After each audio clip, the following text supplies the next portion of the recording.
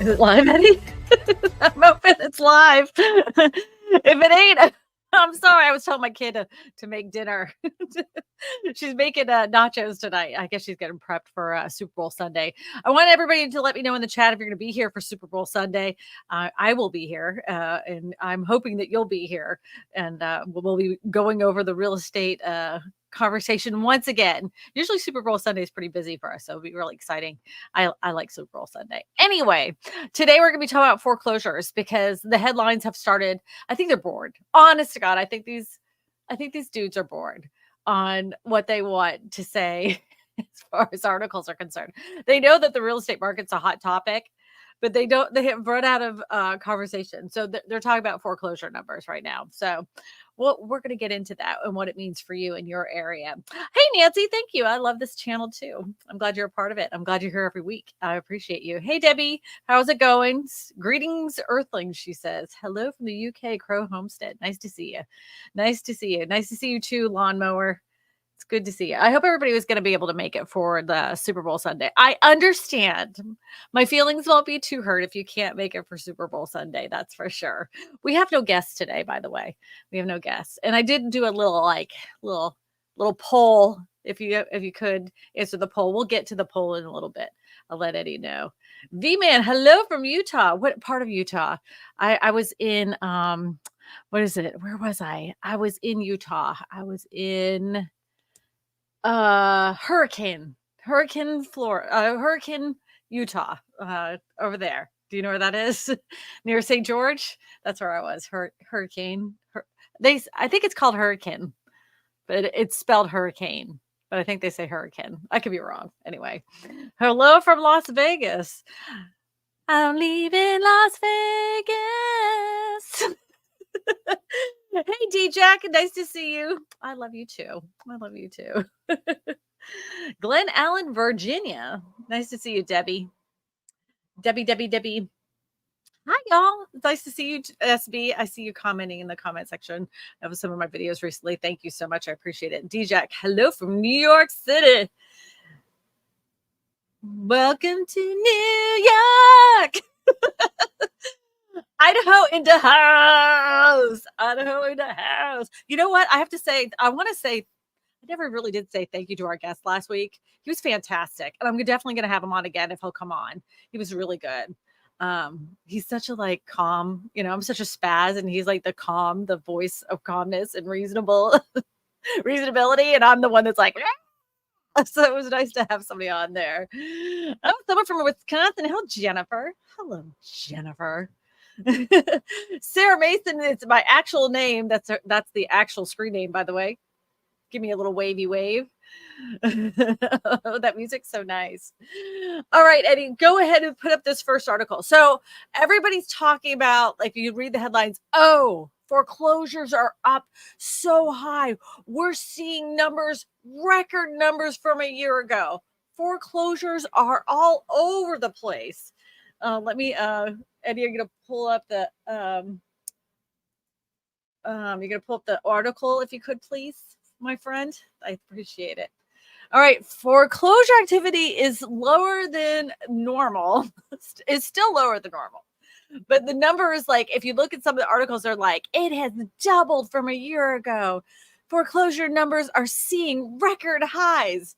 Well, yeah, the record highs from when it was the lowest was back when the pandemic started, because they froze all foreclosures.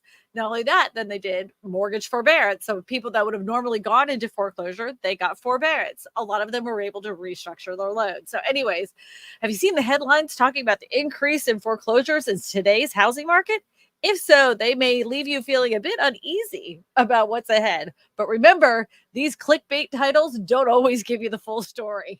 That's why I picked this particular article, because I thought it was funny. It's because what I say all the time. The truth is, if you're comparing current numbers with what usually happens in the market, you'll see there's no need to worry. And this is true. Putting headlines in perspective, the increase the media is calling attention to is misleading. That's because they're only comparing the most recent numbers to a time where foreclosures were at historic lows. And that makes it sound even bigger deal than it actually is. In 2020 and 2021, the moratorium and forbearance helped many millions of Americans stay in their homes, allowing them to get back on their feet during a very challenging period. When the moratorium came to the end, they was expecting a rise in foreclosures, but just because foreclosures are up doesn't mean that the housing market is in actual trouble. Historic data shows that there isn't a wave of foreclosures that is hitting the market. Okay, we're going to stop right there. Here's the big caveat to all this. Yes, currently this is what foreclosures look like at this moment in time. And if you look at the jobs numbers and you took it at face value of what they're telling us, they're saying, oh, jobs still look good. Everybody's still working. We have plenty of jobs out there. But I personally have seen many, many layoffs. And I think we're going to see a lot more layoffs this year. That is my prediction. And when we see layoffs, that makes people in desperate situations. It wouldn't necessarily cause a wave of foreclosures. It could, but it wouldn't happen this year per se. It could end at the end of the fourth quarter if more and more people were to lose their jobs and not pay it this year. If the jobs market does not hold, if we do see a wave of people that do get, lose their jobs and can't pay their mortgages, I can see that the following year we see a lot more foreclosures. And then maybe we could see some relief on some of the price point of some of these houses, because I think, then this is the part that I'm really kind of like, ugh, my stomach gets, I got jelly belly for this, is that the spring season this year, I still think that if you're in the lower range of houses, anything below 400,000, you're going to have a lot more competition for those type of homes. If you can find new construction in there, you're going to be lucky, because builders are doing a lot more for home buyers when it comes to getting them a good loan. They're buying down points. They're giving you plenty of upgrades. They're doing all sorts of stuff to get you to not buy the existing home and buy their home instead. So, new construction is done pretty darn good, And then, that's just something to be aware of. So Eddie, you can scroll up that, because the historic data hasn't shown where the wave of foreclosures. Okay. Instead of comparing today's numbers with a few abnormal years, it's better to compare the long-term trends, especially in the housing crash, since what people are worried about what is going to happen again. Take a look at the graph below using foreclosure data from ATTOM, a property data provider, to show foreclosure activity has been consistently lower, shown in orange, since the crash of 2008. Let's show it, Eddie. Scrolly scroll. This is what was on my this was what was on my thumbnail. I don't know if you guys know, but okay, so we're comparing, because people want to compare the 2008 housing crash to what's happening now. So Eddie, they can't see the dates. If you scroll down just a scotch. Okay, here we go. So if you look right there, back in the day in 2008, we had over 2.3 million. Then in 2009, 2.8 million. Then 2010, 2.9 million. And then in 2011, it slowly started going down. And we have been nowhere near that since then. We're only at 357,000 in 2023, right? So we're nowhere near those numbers that we were even as far back as 2017. That was 677,000. We haven't even gotten to that point. So don't believe the hype is what I'm getting at. When people say there's going to be this wave of foreclosures that is going to hit the market, I think they're blowing smoke up your rear end. Jacqueline Spence says the crash bros constantly talk about that in Phoenix market is going to crash 50%. I've been doing this for 34 years. I saw 2008 coming in 2005. Things are different, and banks do not want to take homes back again. And that is the other thing, because even when this, like, everybody was taking the forbearance and everything, the banks were offering restructuring of loans to people because they didn't want them to foreclose. It's a big freaking headache on their end.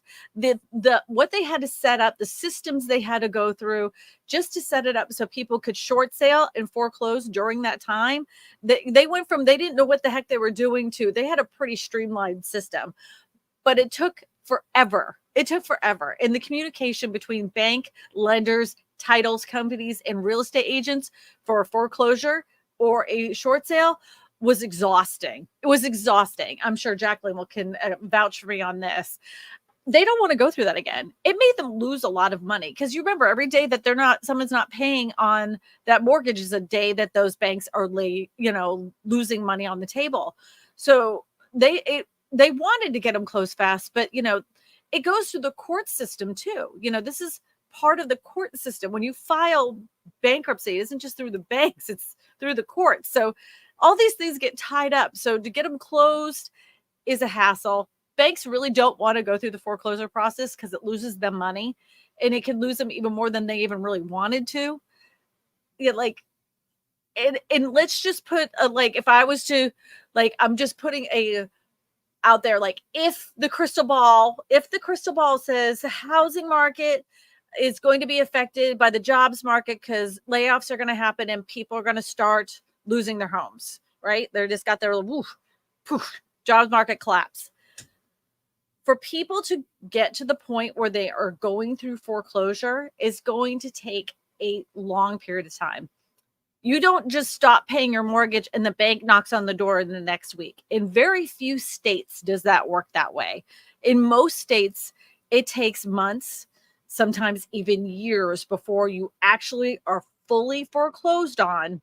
The bank has repossessed it. Then they put it back on the market. And if during that process you're going through a divorce or they're going through bankruptcy or any kind of credit problems, it could take even longer than that. It can take years and years and years. So even if a bunch of people tomorrow lost their job and they were unable to pay their mortgage, it would take almost another year before you'd ever see those foreclosures hit the market. So don't count on that is what I'm getting at. Pay attention to the rates if that's what you're sensitive to. Pay attention to your local market. Get with your local real estate agent to talk about these things. But that doesn't mean that there isn't foreclosures out there. I always tell everybody to go to the federal website, HUDhomestore.com or HUDhomestore.gov, not org. It's either org or gov. But I'm going to tell you right now, if they're asking you to pay a fee to look at their foreclosures on HUD, they faked the website. It's free to go look at listings on the HUD Home Store. That's the one from the government itself.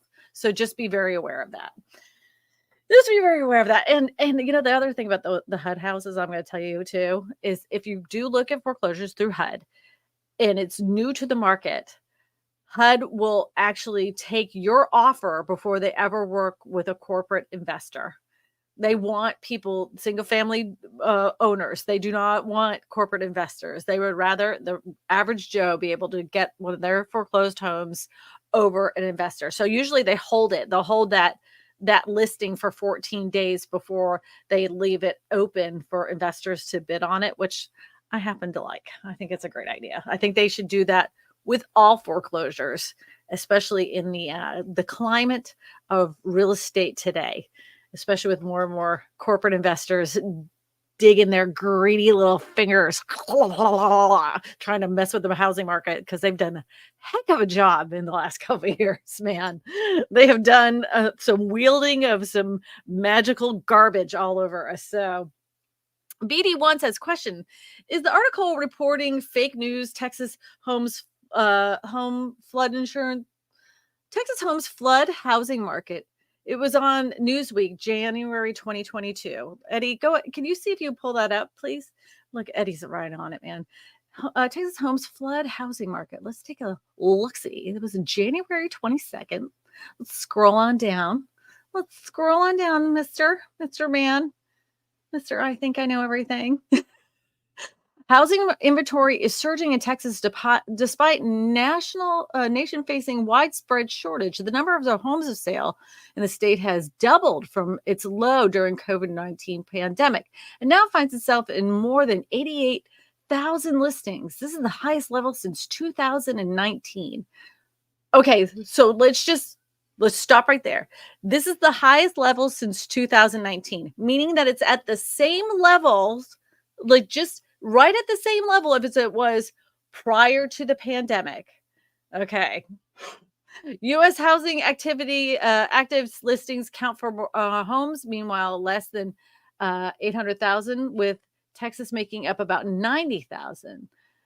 Inventory spike is especially acute across central Texas, where inventory in markets like Austin, San Antonio, Killeen, Waco is up 30% compared to long-term averages. And I even told you guys this before. I knew that because in Austin, those new homes they were going crazy. They were going crazy. They're building tons of those homes. And I don't know if you know, Killeen isn't that far. I'm probably saying the last name. Killeen. I'm probably saying that name wrong, but they are not too far away from like Dallas, Fort Worth, around that area. Anywhere during that time where you saw a lot of new construction, which Austin, San Antonio saw a lot of new construction, you're going to see a lot more listings that are available for sale. That's why there's the supply and demand problem.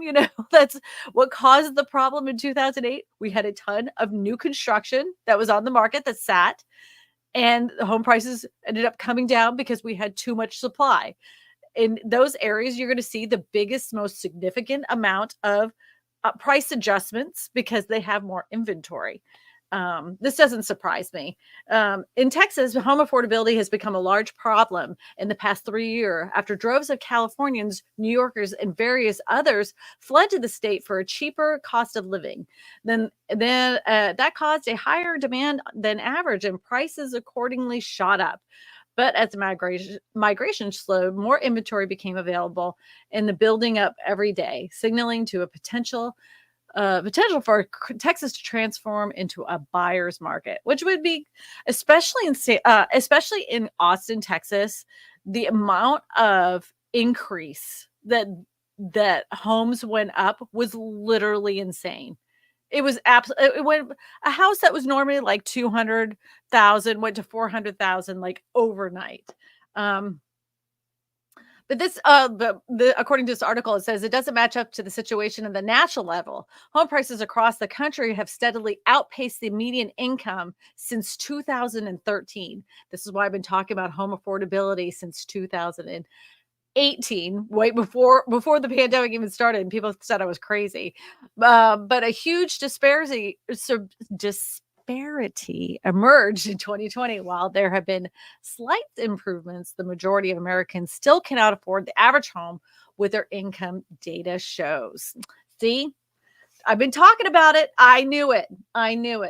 Hey, Eddie, at the very beginning of the stream, my friend, there was a question that somebody asked about tiny homes. And I didn't pull it up because that's Eddie's job. He pulls up stuff. He does. Uh, APC says, is there a way to purchase a tiny home with a mortgage? I've heard it has to be attached to a property. Is it possible to be in addition, such as a land plus tiny home? Now, in most cases, in order to be considered real property, the tiny home cannot be on wheels. It must be attached to the concrete slab or on piers, something that makes it an attached component that cannot be moved later on down the road. That is exactly the same as a mobile manufactured home. Same thing. They require you to cut off the tongue, and they require you to do some other things in order to be able to do a full mortgage and have it can be considered real property. So yeah, that you can't do that. You have to be able to cut it off. Not only that, I think the other reason you're going to have a hard time getting a real, like a traditional mortgage on a tiny home is most mortgage companies have a requirement on the square footage in order for them to even think about being able to finance it. Like I think FHA's is, it has to be over 600 square feet. And I think, like in some conventionals, you can go a little bit smaller than that, but they're not going to go much smaller than 500 square feet. So just be aware of that. I don't, it's going to be a special kind of loan in order for that to work. Just FYI, just well, let you know. I know it sucks. They gotta I mean, I think these products are gonna change over time because with the popularity of, smaller housing, some of these, especially government-backed mortgages, um, it might change. Like, FHA might have something for smaller housing. We'll see. We'll see. V-Man says, "Question, will the government do forbearance again if it gets bad with foreclosure?" Ooh, who knows what the government's gonna do? I I don't predict that they would though, because even like you remember, I mean, I don't know how old you are, but remember during the last crash, they were like, "Man, it's really unfortunate." I mean, there were people that were like, "Look, I can like my payment is $1,200. I can pay you $1,000, and whatever the leftover is, can you just tack it to the end of my mortgage?" And they were like, "Nope, no, indeed." But then what the government did do during that time, it wasn't to help people save their house. That wasn't the case. It was to help people buy that house. So they gave first-time home buyers an incentive to purchase it. So instead of giving the, 1,500 or 3,500 to the homeowner that was losing their home, they gave it to the home buyer to buy their house that they were losing, you know. So interesting, huh? That's how it worked. It was like at first they gave like 3,200 or $3,500, and then they made you pay it back. And people were ticked because it was like they got they got this thing on their taxes that said they, had to it was taxed, basically taxed money they received. And then the very like right after the year was over with, they were like, "Oh, you want $6,500 and we won't tax you this time." And people that took it early were like, "Man, could have gotten an additional $3,000 and not been taxed." Sometimes it's not best to be the first, Sometimes you gotta let the other guinea pigs take out the first rung. Oh, you're wrong. The banks will get rid of your house as long as they can unload it to an investor. Well, they will unload it to investors with they bulk they bulk them, right? So they put them in a package. You're not only buying this house, but you're buying these other 5 houses we can't get rid of either. So yeah, that's exactly what happened in 2008. Now, I know investors will scoop up as many foreclosed properties as possible, but they can't get them all. They can't get them all. A lot of FHA homes will end up on the HUD home store. It has nothing to do with investors unless it's more than 14 days old. So, but your smaller banks, of course, they're going to bundle them up. They'll bundle up a good 15 houses, and 10 of them are questionable, and 5 of them will be gems, and they'll, fix them up and make them into rental properties. There's no doubt about it. But there's always opportunity out there there is, whenever there's tragedy, you have to look at the opportunity, you know. Jacqueline Smith says, I have a few agent friends in Texas, and some areas are becoming oversaturated. Then 50 miles away, you have an area that's doing great. Know your market. I know Kristina can connect you with an agent in your area. Jacqueline Smith, thank you so much. I got a little cheerleader in the chat there. Thank you.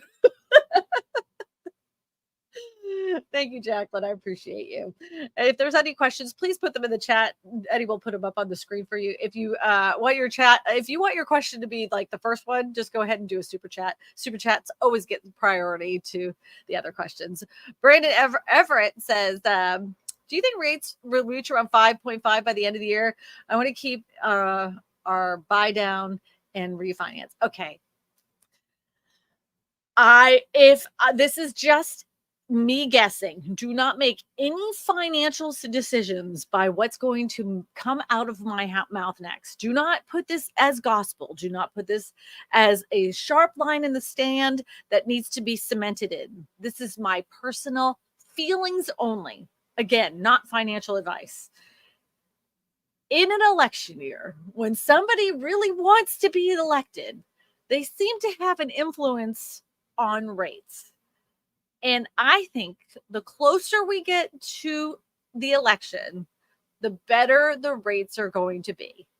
This is just my opinion. You take it with a grain of salt, and please do not just listen to me. Listen to a bunch of different people. But yeah, that's what I think they will get. The best they are going to get the closer we get to an election. That's what I would say. Doom and gloom sells more news. Well, I'm here to set you straight because I don't see foreclosures happening this year. Like the thing is that we were supposed to, I call them the housing crash bros, because there's a group of dudes that have gone on here for the last, like, I don't know, since 2020, that have done nothing but say the market is about to crash 50%, 75%. We're going to see epic numbers, about to lose equity. Idaho's going to lose 75% of equity. Boise's losing more equity than anywhere else. Atlanta's going to see the biggest crash in history. And they've been saying that since 2020. And here we are, 2024. None of these markets have fallen apart. None of these markets have crashed.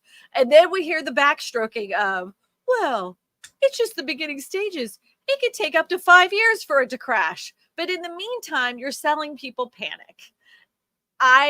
It doesn't matter who you listen to, right? Listen to a bunch of people. But just know that their job is to get you to click on their videos. So to say that your area is going to lose 75% and you're going to do all this equity and all this other stuff, if you like, usually people that are in the mortgage business or the real estate business will not make those type of claims, only because you can get in trouble with your ethics committee, right? You can't say these things unless it's like quoted from a article or anything else. Because if you make a claim like that and it doesn't happen, that's considered steering, and you're steering people to either buy or not to buy a house. But if you don't have a license to do any of those things, you can literally spit out whatever the heck you want. Just vomit out whatever people will click on. And that's how they make their money. Some of them are making $40,000 to $50,000 a month by spilling a bunch of garbage for the last few years. Anyways, that is just me. I'll get off my soapbox now because it frustrates me.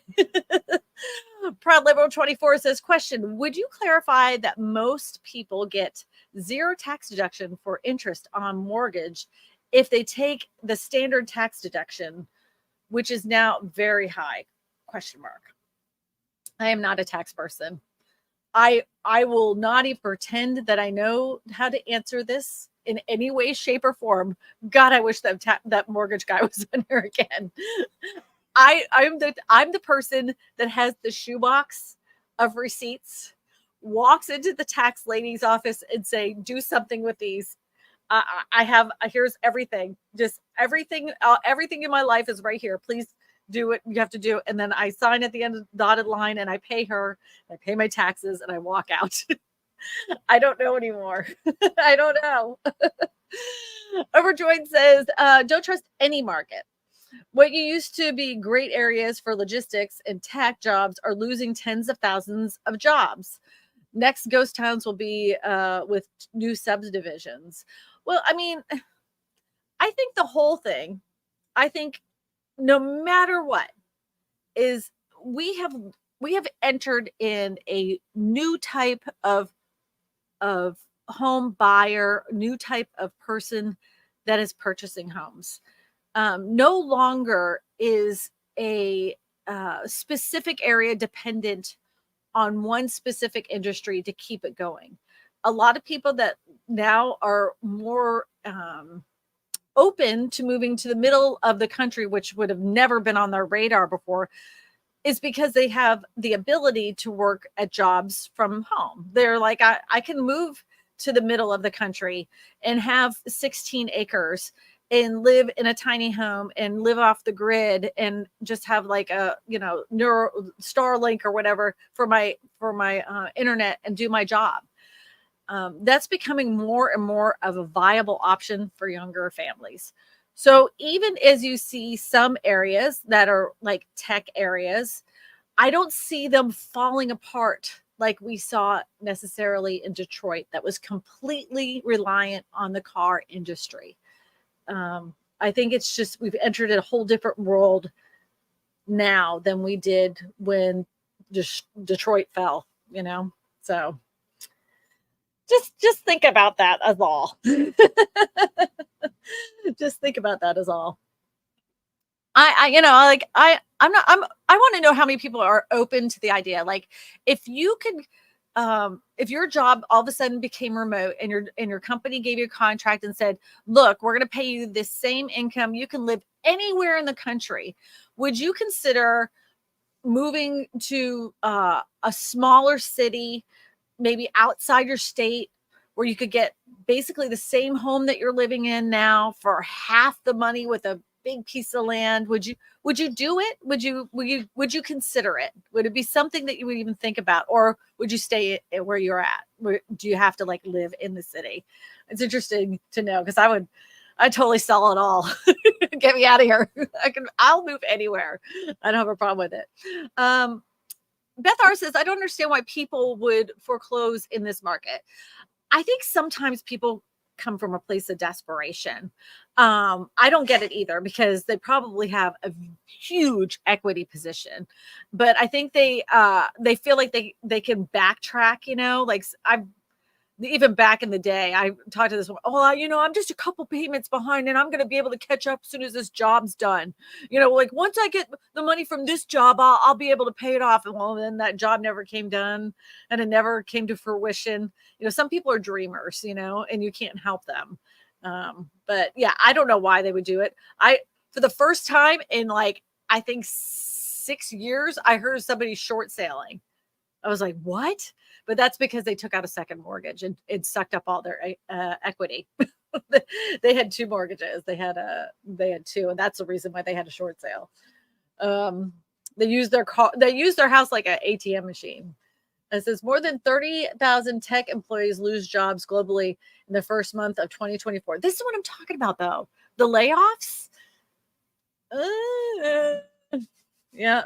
This year, 2024, started off on a worse note for tech employees, as more than 122 tech companies and startups laid off 30,000 workers in January itself, while the jobs cuts continue unabated. According to data compiled by the layoff tracking website layoffs.fyi, 122 companies have shown the door to 31,751 employees as of February 3rd. Oh, this is really good stuff, Eddie. You're right on the date. I think today's the 4th, isn't it? This is good. Tech companies, including startups, the world has fired more than 425,000 employees in 2022 and in 2023, which with more than 36,000 employees being sacked in India in the same time frame. This is my concern. Like, I realize, every time they come out with these job numbers, they're like, we added another 357,000 jobs. And I'm like, then you turn on like anything, they're like layoffs here, layoffs there, and then you go to the grocery store, they're like, oh yeah, the plant just went ahead and laid off a bunch of people. Not only that, then there's this other thing, remember quiet quitting? People now, they're doing quiet firing. They're making it so miserable for people that they'll quit instead of them letting them go, because they don't want to have to pay them the benefits. So they make them so miserable that they'll leave. So they're doing like quiet firing that way. It says U.S. employers added a surprising 353,000 jobs in January. I have to ask you people in the chat, do you believe this? Do you believe that America, I mean, I'm not saying that I'm a genius in numbers, but do you believe that the American economy added another 354,000 jobs? I have to know. Friday's government report showed that the last month's job gain roughly twice of what the economists said it predicted. Top December gained 333,000, a figure that was itself revised sharply higher. The unemployment rate stayed at 3.7%, just above the half century low. Oh, see, everybody's like, nope, nope, lies. And you know that I have to tell you this job numbers for the last 10 years have always to me been smoke and mirrors, total stinky bullpucky. I'll just leave it at that. Wages rose unexpectedly. I don't believe this either. In January, too, the average hourly pay climbed sharply by 0.6% from December, the fastest monthly gain in nearly 2 years, and 4.5% in January 2023. Strong hiring and wage growth could complicate or delay the Federal Reserve's intention to start cutting rates later this year. I mean, who's making more money? Like, I want to know what company's going, you know what? We're just going to go pay you more. Who's got a bonus? Who got a bonus at the beginning of January? Nope, nobody's believing it. Nope, nobody's believing it.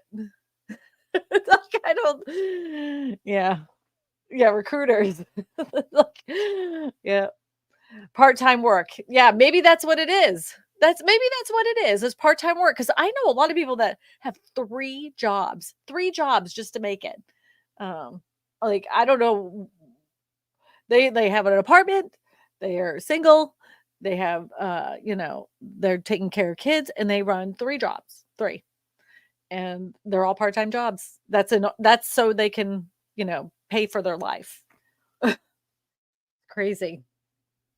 Yeah, no one's believing the job numbers. I haven't believed them in years. Like, you can, like, if you're a human being walking out and working in any office or even just going to the grocery store, you can hear people talking and buzzing and whatever they're talking about. You hear people talk about job layoffs. You talk about people, like when people are excited at a restaurant or whatever, they'll say, "Oh, I'm so glad I got that raise." I've heard none of that. Everybody's been doing nothing but complaining about how much they're getting paid, how much things cost, and how many layoffs there are. I haven't heard anybody going, I just got that bonus. My boss said I'm doing such a great job. Got a bonus. Yeah. So Tracy Warren says severe pay cut in 2022, trying to recover, have to work 2 jobs. See, that's what I'm talking about. Yeah. I think we're getting sold a pack of lies. I like, it's just like housing, just like housing. We're doing all this stuff, we're rezoning, so it's gonna make it a lot easier for affordable housing. Liar, liar, pants on fire. Levy says the jobs numbers need to be jobs that exceed the poverty level wages. My subjective opinion.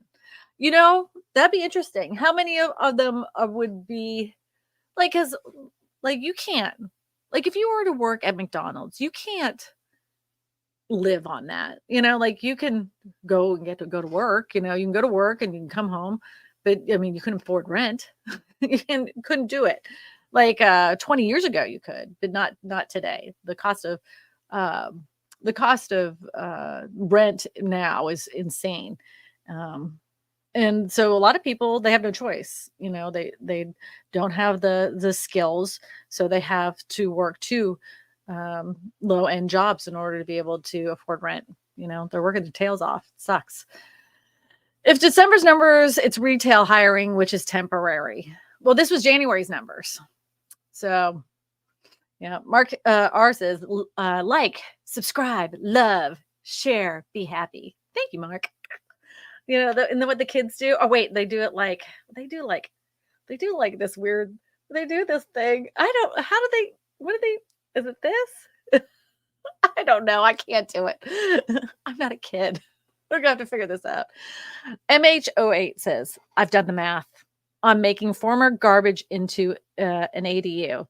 It's a return. It offers no return. Yeah. Yeah. A former garage. Yeah, I've done the math, making a former garage into an ADU. It offers no return. I think it depends on where you're at, though. Let's be real. Like if okay, so I've seen those conversions cost stupid money. Like, I've seen one for an ADU no bigger than this, of course, Super chat. Thank you. and it costs like $500,000. You're not gonna get much of a return on investment on that. Like, you're just not, But if you're doing a conversion, I guess it could. That is going to be very area specific. Yep. Charles G. He's doing a little flexy in his pictures, a little profile picture. I don't know. McDonald's in California has to pay $20 an hour, but the rent here is like $2,500 a month.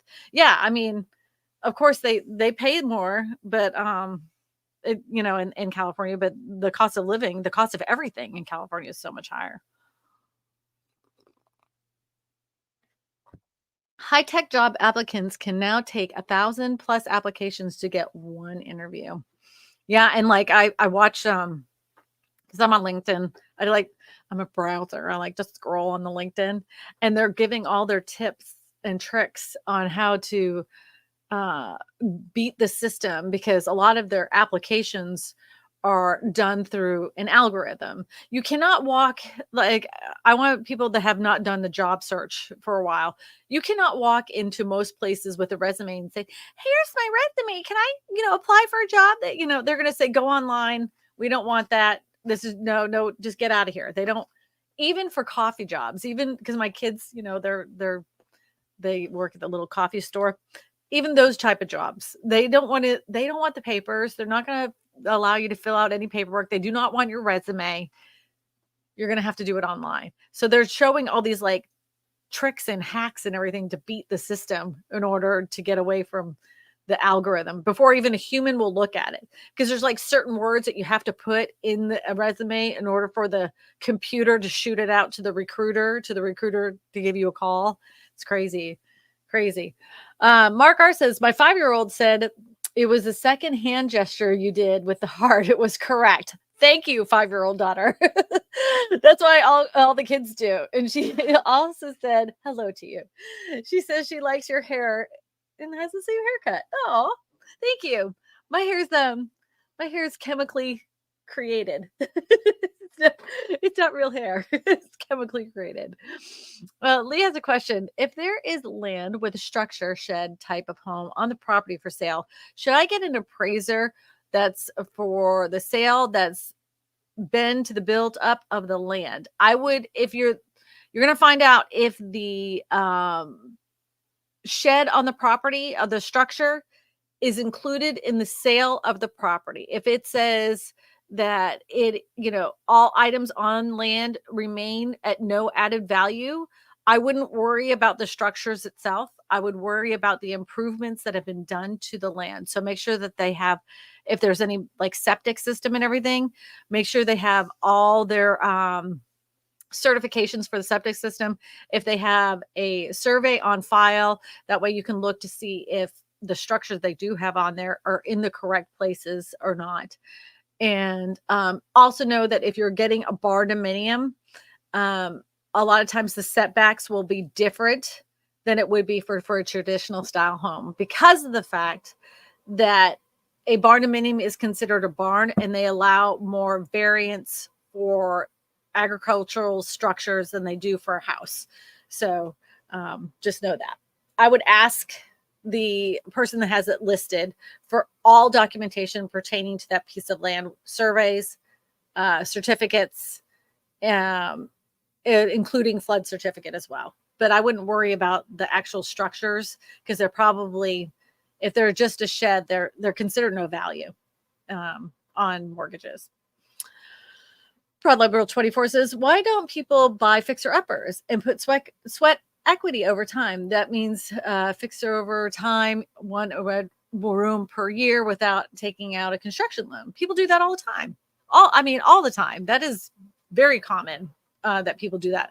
But most of the time when you find a house that like needs that sweat equity, a lot of times a home flipper, like a local home flipper, has gotten a hold of it before your average Joe has gotten a hold of it. And not only that, sometimes it can be difficult to get a mortgage on a house that needs a lot of work. For instance, you're not going to be able to get a mortgage on a house that needs a new roof. If you are brand new, never owned a house, buyer, if you're looking at fixer uppers, if the air conditioning doesn't work, the plumbing doesn't work, and the roof needs to be replaced, you're not going to be able to get a mortgage. It's just, those are not things that mortgage companies are willing to take that risk on.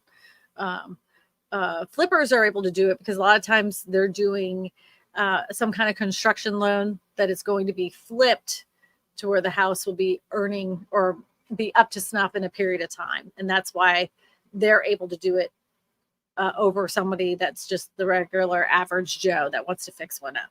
But I mean, my husband and I's very first house was a piece of junk, piece of garbage. It was pink, hot pink. Well, maybe it was salmon pink, and it had green shutters, and the paint was so bad, like when you touched it, like it looked like chalk. It smelled like cigarettes, had popcorn ceilings. It was a hot mess. The carpet hadn't been touched in probably 30 years. You just leave it at that. You can imagine the smell. But we did it. We fixed it up, Everybody does it. Yeah. If you can find something like that, yeah, they'll do it. People don't have a problem fixing them up. I think the narrative that a lot of people, I've heard people say, like, young people just want to have new and they don't want to fix things up. It's a bunch of crap. It's because to justify how many homes have been stolen by corporate investors. So they make the average person buying a house look like the villain instead of the real villain who's sucking up all the more affordable housing, Yep. What do you think about duplexes to buy in Texas? Since I have had a big tax break now, I like me a duplex. I like multiplexes. I like duplexes. And matter of fact, if you look at multifamily housing, it's had quite a correction. And this is an opportunity for people that if they're looking to get into investing in property, this is an opportunity for you because some areas have seen more of a correction in multifamily units than ever before. So go ahead, scoop yourself up a deal and go ahead and get your second housing. And if you can, like if you're looking for your very first house, how awesome would it be if you bought yourself a duplex where the person that's renting on the side beside you is actually paying for your mortgage? How smart is that? Not only that, I mean, that's an income producing property. I think it's the thing to do. Yeah. Yep. Question, Eddie, you already put that one up there. You already did this one. Thank you. Thank you. Thank you, Eddie. Thank you. You can put another question up on the screen. I greatly appreciate it. Thank you, sir.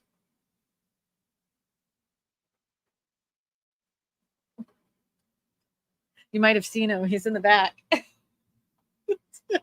He's going to put a question up on the screen any moment. Go ahead, Eddie, put a question on the screen. You're making it a very uncomfortable silence. I don't like it. Do you want me to grab the question? All right, here we go. I already did that. You already did this one. I'll go ahead and grab one. Goodness gracious, great balls of fire. He fell asleep. I think he did fall asleep. Poor dude. Is considered a shed wall a penny 20 by 60 by 6. Deep estimated cost for steel frame with a biocarbonate sheathing. Is it considered a shed? Well, okay. You have to go with building code in your area. What does building code consider that structure, right? Because like this building right here I'm in is considered a shed. It is 100%. It has full insulation on the outside and on the inside, and even in the ceiling. It has full electricity. It has full internet access. Was it Cat 5 out here?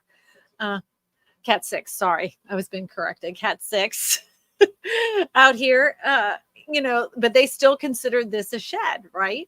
But in some areas, it would not be considered a shed. It's going to depend on your state, right? And your county, because counties can say tiny homes are considered a shed, but a tiny home on wheels is considered an RV.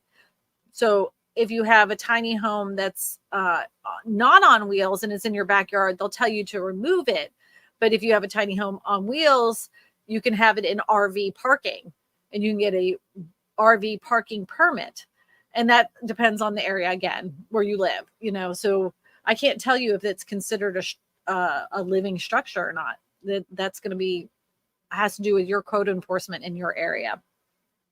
Yeah, I love me a tiny home.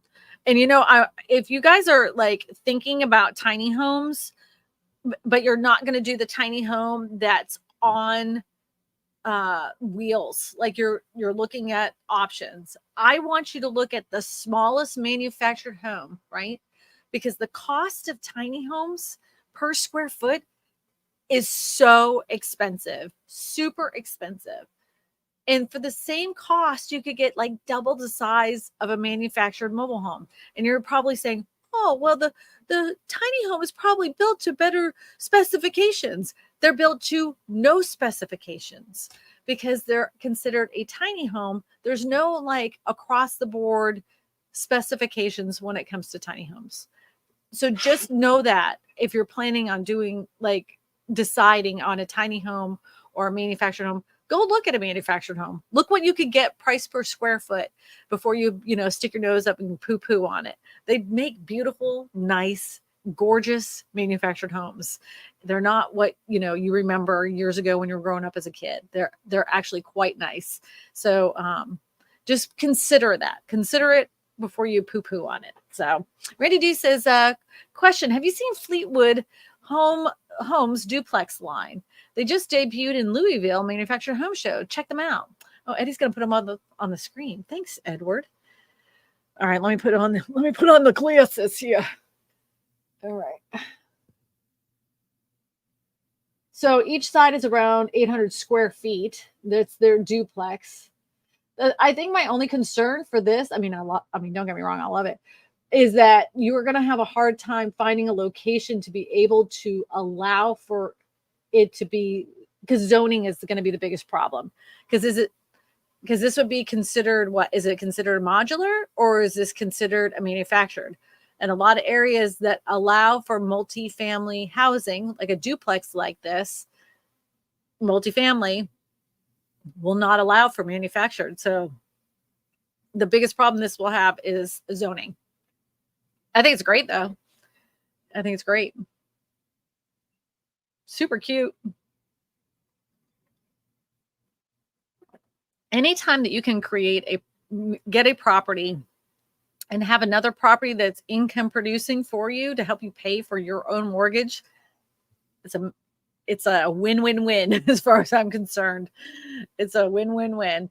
But word of warning, though, if you're planning on doing that, make sure you have in your calculations that you are going to be able to make that payment whether someone is in the other side or not. At least 6 months of their rent that you would be able to cover for yourself if you're unable to get a renter in on that specific income producing property. If you can't live 6 months without somebody being in there, then maybe you need to reconsider doing multifamily unit.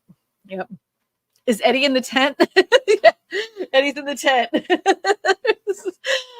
I told him, I said, let's surprise everybody. Let's put you in there. And then I was like, oh my God. He says, well, the thing is, I was like worried because he starts coughing.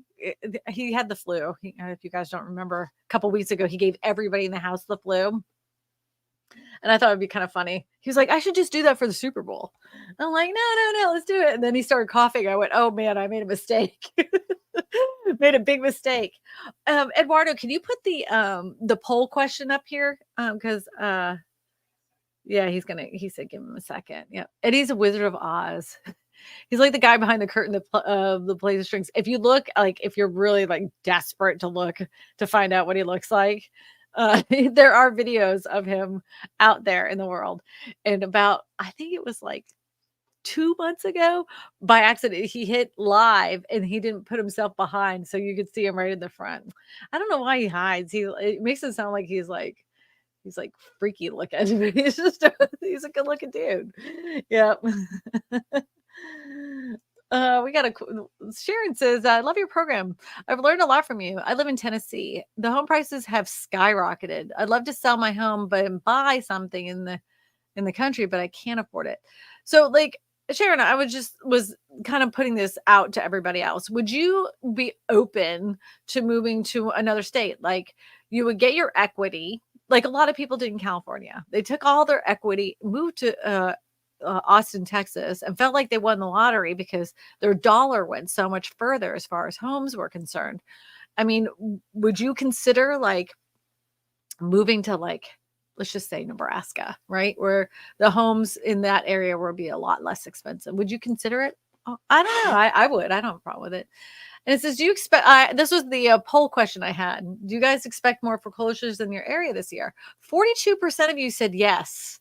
Yeah. 24% said nope. 29% said not sure. And 4% said maybe next year. And do you know, I'm one of the 4%. I don't see it happening this year. This is just my opinion. If it happens this year, it will probably be at the end of this year. Again, I don't think that is going to happen. Most likely, I think it's going to be the following year that we see more foreclosures at the market, like an excess amount. And that's just if jobs aren't to maintain themselves, if we see more layoffs, then in 2025 would see more foreclosures. And that's just my opinion. Don't just that you can take it as my opinion and don't make any financial decisions because of it. Just yeah. Beth has a question. It says, do you think that what do I think about metal roofs? Are they worth it? Again, that's one of your areas. Hey, Eddie, what do you think about it? Eddie used to work in roofing a long time ago. Standing seam. Yeah, standing seam, he says. Standing seam is the thing for metal roofs. They sell well. People, when you go to sell your home, especially in an area like I live in Louisiana, when you have metal roofs, we're in Hurricane Central, that is a good selling point for you later down the road because obviously they're more durable. A lot of people worry about the noise when it comes to metal roofs, and you'd be surprised. I mean, it's not what you think. Like, it's not the thing that you think, it's not like it used to be that way, but it's not. Metal roofs are good. They're durable. Yeah. Eddie says, change your screws every 10 years. Glad he was in here, man. Glad he was in here. Peter has a question. It says, do you believe in 2024 we'll have more closed transactions compared to 2023? Ooh, that's a good question. Yes, I do. Peter, I do think so. And that the only reason being is I see more builders being more flexible as far as getting buying down interest rates, adding more closing costs, and getting people through the door in order to get the houses closed. And they're being more flexible. I see sellers now, if the interest rates continue, this would be only if the interest rates continue to creep down. If we get into low sixes or the high fives, we're going to see a lot more activity happening. A lot of people are locked into their rates. So they're not really wanting to sell. But if you can tempt people a lot more if you see rates in like the 5.5, 5.75, they're kind of like, yeah, it's a little bit more. Yeah, it's a little, you can tempt them more to sell than if it was at 8%. And that was obvious to what happened last year. You saw 8% and everybody said, nope, forget it. Everybody put their hands up there. Sellers weren't going to sell and buyers weren't going to buy. So if the rates continue to go down, I do see more transactions in 2024. I will stand by that. Yeah, that's a great question. That was a good question, Peter. Wow, thank you, Peter. I like it. I kind of sounded like the Lady Lois from Family Guy. Thank you, Peter. Next question, Eduardo. Are you getting stuck? All right. Mike Richard says, Kristina, you are a golden gem of knowledge and wisdom in real estate industry. Thanks for all your information, guidance, and advice you always give. Well, thank you, Mike. Thank you. I try, but I'm like, again, I always don't want everybody to like. I don't want anybody to take anything that I say as the gospel. I want you to do your own investigation because every single real estate market is completely different. Like the Baton Rouge market is 1,000 times different than the New Orleans market. They're only 35 minutes away from each other. But those two real estate markets are completely different. And even the agents that work in that area, how they do business is completely different. So like you have to put I'm talking about the real estate market as a whole. Always talk with a local real estate agent in your area in order to understand what's going on in your specific market. Yep. Crazy Mate Stash, my Massachusetts friend says, hope you're feeling better. Oh yeah, I'm feeling tons better. Tons better. I can light the world on fire. Question: how can I get a lender to give me a loan when I have a high credit score but a low SSI income without a cosigner? I'm in Minnesota. I don't know your financial situation. My advice to you is that even though you've spoken to a lender, I would find another local lender. Like go to your credit unions in your area. Go to a lender that's local to your specific area where you could walk in the door and sit down and talk to a person face to face. Because sometimes when you talk to bigger mortgage companies and you saw their ad or heard their ad on the radio or saw it on television, you're thinking, oh, well, that's a good deal.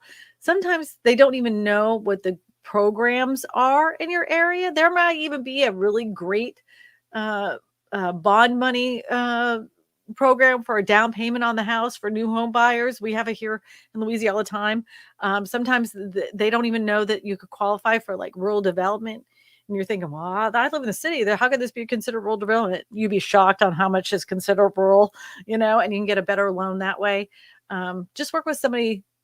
Talk to 3 different lenders before you make a decision on any lender. That's what I tell you to do.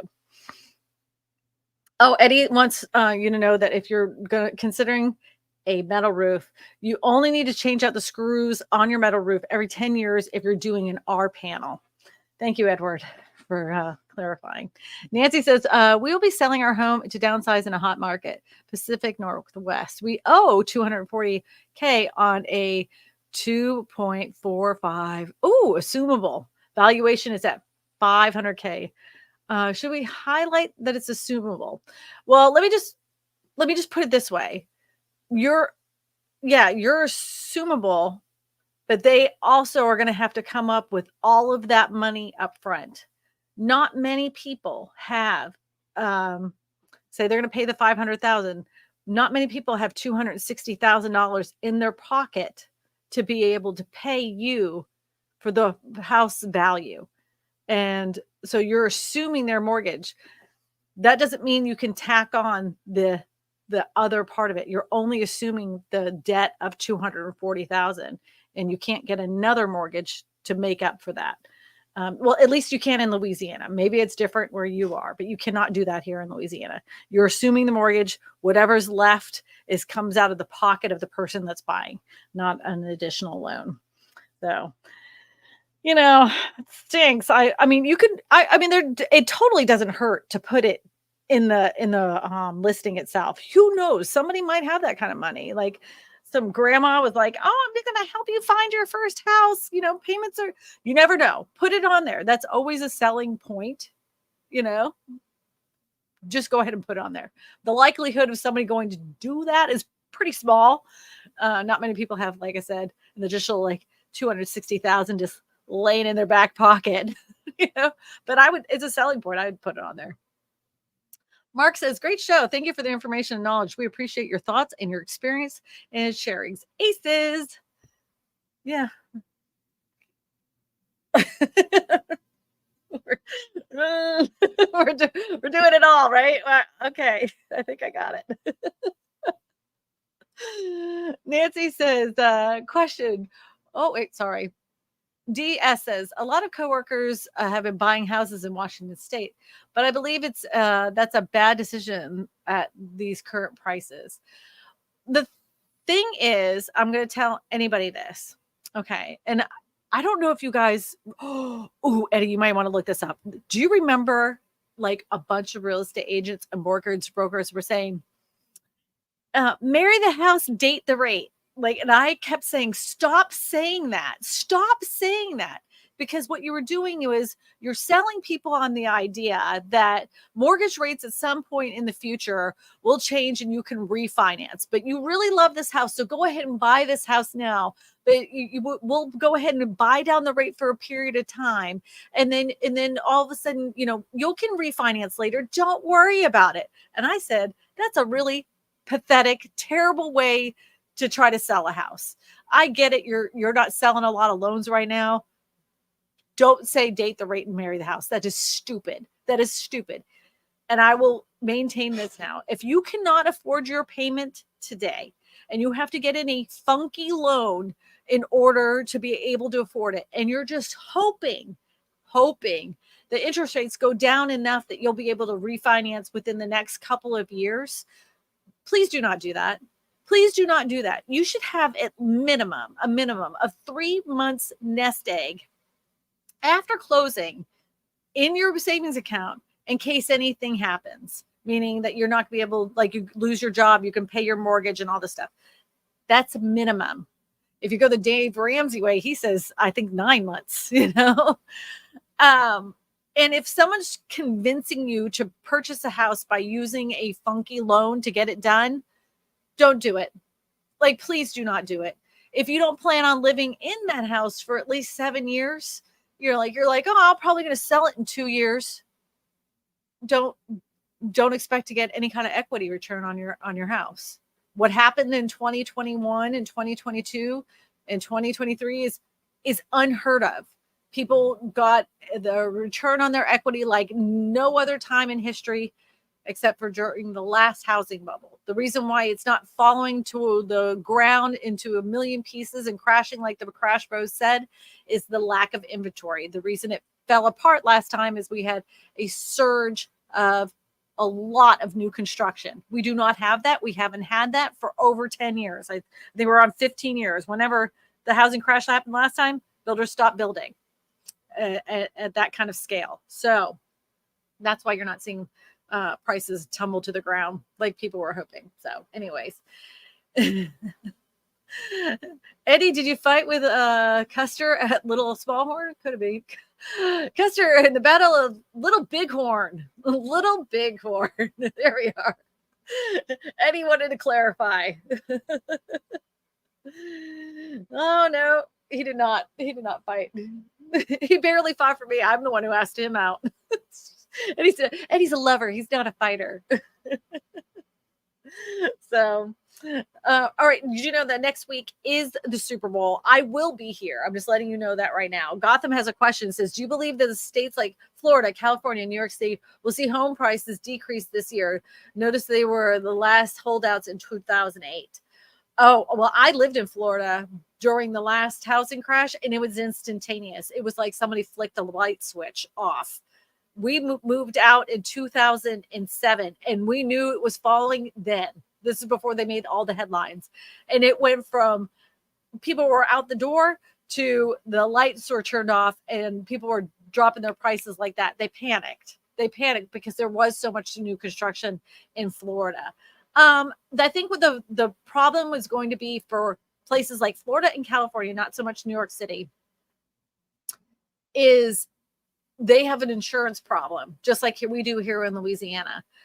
Insurance for those states that have climate change problems has doubled for some people. And especially in Florida, when you're working with people that are on fixed incomes, they can no longer afford those insurance rates.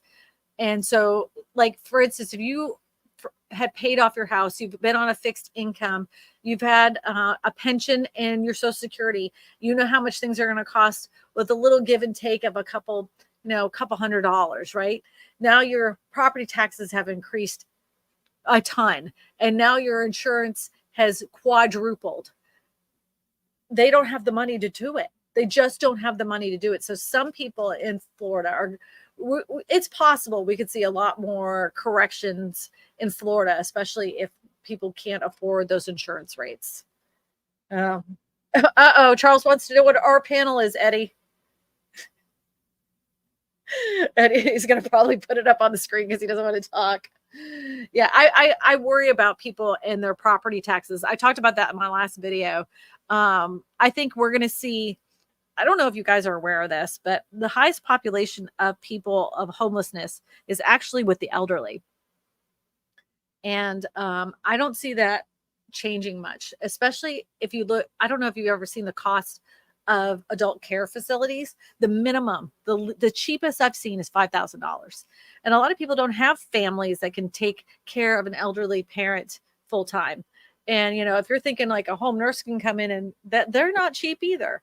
So it's going to be interesting what happens as more and more baby boomers and Gen X get older, how things are going to shift as far as housing is concerned. I think we're going to see a lot more planned developments for seniors in areas like apartment buildings that will help them with their medical needs as well, like assisted living type facility. So our panel is a multi-use wall and roof panel used primarily in pre-engineered metal building applications. Our panel is also a popular choice for residential metal roofing, especially in Southwest. An option for purlin bearing leg, PBR, rests on purlins and provides a support for fastening the panel lap. Am I saying that right? Purlins, Purlins, purlins. Hope I'm saying it right. I'm not getting corrected. Huh? He just said just beams. Brandon says, question. I live in New Orleans looking over the Wagaman. Do you know if I can put in a manufactured home on land there? No, but I do know somebody out there. Her name is Carrie Lawless. She can help you with that. I don't know anything about that whole area from Westbego all the way up. I don't when you start at Laplace through from Laplace all the way up to Baton Rouge, near Port Allen. That's it. That's my area. Who's on first says, question, do you know if or believe investors are hiding trouble in the market by selling direct to other investors, keeping homes from being listed to the public, a hidden market? I don't believe for residential housing, absolutely not. They're making bank. Like they've said, I don't know if you go watch my video.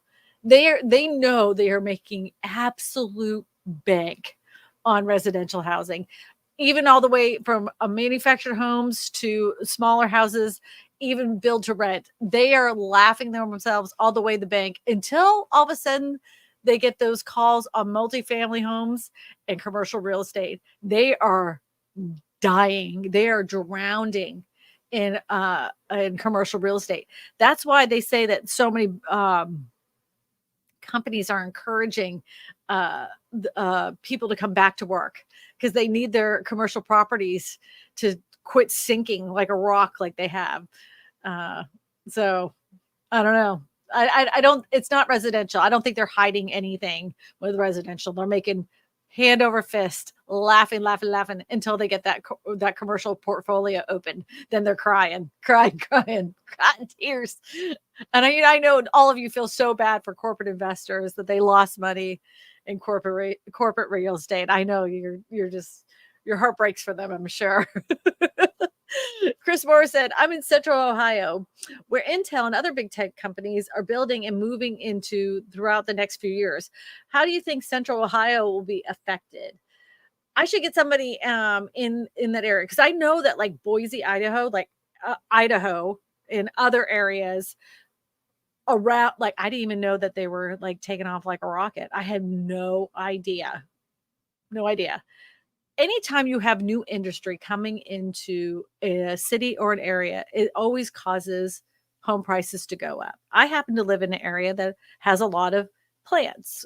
So whenever they open a plant, sure enough, home prices go up. But it isn't just one plant.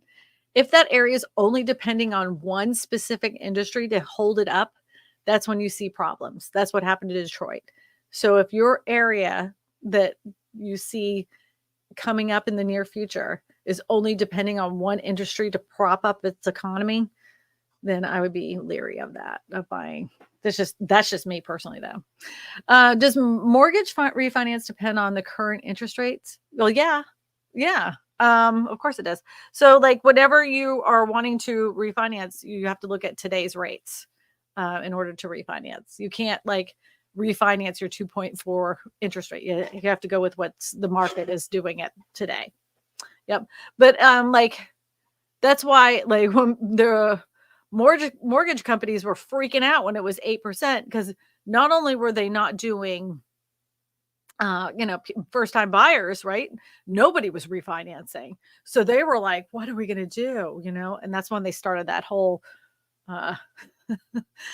date the rate, buy the house, or marry the house, date the rate. Like it was so dumb.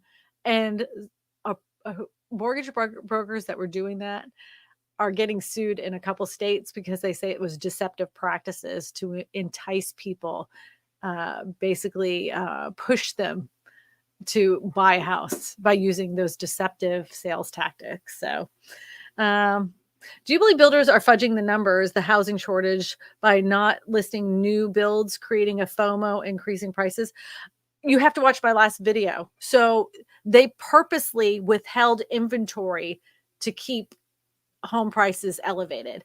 Lennar, in a sales call, specifically said we could flood the market again with another 1,000 homes, and we would make really good money. But we're going to make even more money if we withhold that inventory, keeping home prices elevated. And that's what they were doing, because this was a call to their shareholders.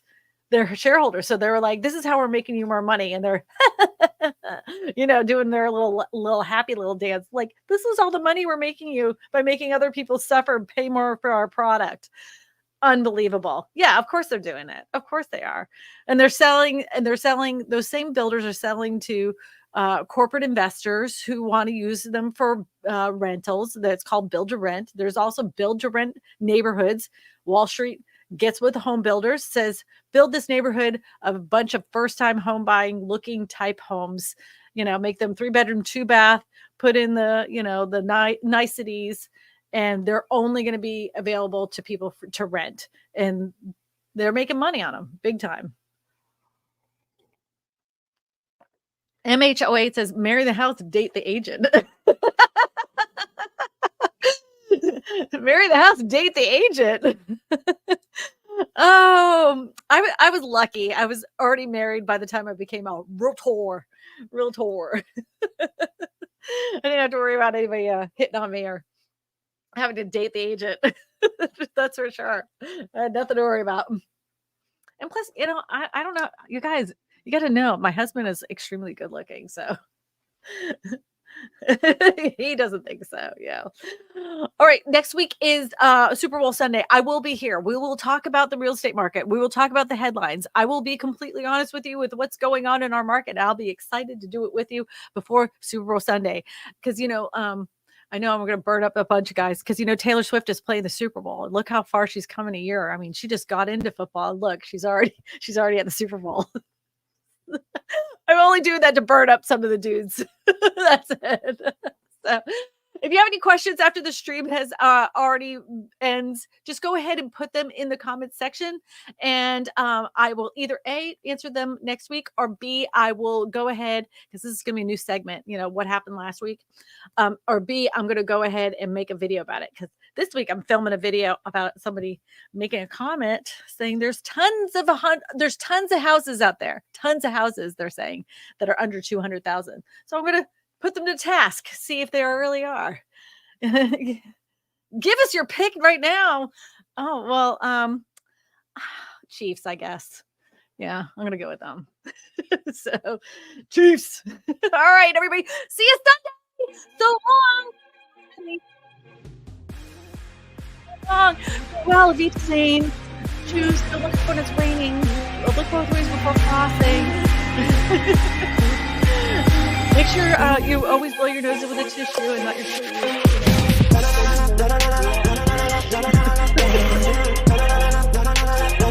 But I would love to hear.